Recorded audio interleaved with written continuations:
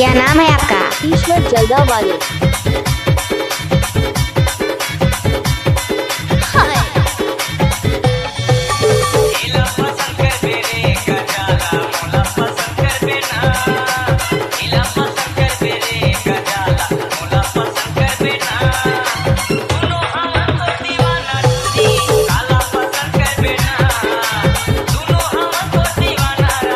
अरे हटा, चल अपना बजा।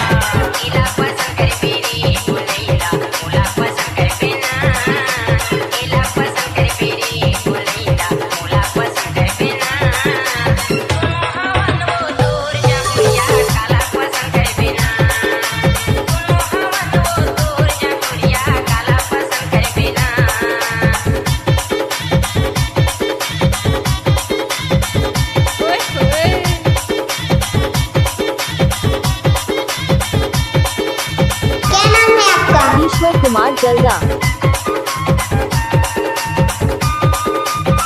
उठाइए दोनों हाथ और हो जाइए नाचने के लिए तैयार।